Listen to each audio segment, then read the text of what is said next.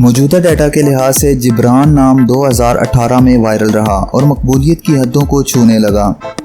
जिब्रान नाम पाकिस्तान, ओमान और लबनान में बहुत पसंद किया जाता है और कसरत से इस्तेमाल में है। जिब्रान एक इस्लामी नाम है और ये नाम लड़कों के लिए इस्तेमाल किया जाता है। जिब्रान नाम का मतलब मदद करने वाला है। जिब्रान की इब्तदाई तारीख अरबी ज़ुबान से निकलती है। जिब्रान हमारे पास आपके लिए कुछ ख़ास प्रोडक्ट्स हैं जो आपको बहुत पसंद आएंगी। जिब्रान इन प्रोडक्ट्स में आपके नाम का मग, टी शर्ट और पिलो शामिल हैं। जिब्रान आप ये प्रोडक्ट्स बेहतरीन क्वालिटी में हमारे व्हाट्सएप नंबर पर रब्ता करके ख़रीद सकते हैं। डिस्क्रिप्शन में दिए गए व्हाट्सएप लिंक पर क्लिक करें या स्क्रीन पर दिए गए व्हाट्सएप नंबर पर रब्ता करें और अभी अपना ऑर्डर बुक करें। आइए अब जिब्रान नाम के कुछ ऐसे फैक्ट्स देखते हैं जो इसे दूसरे नामों से मुनफरिद बनाते हैं।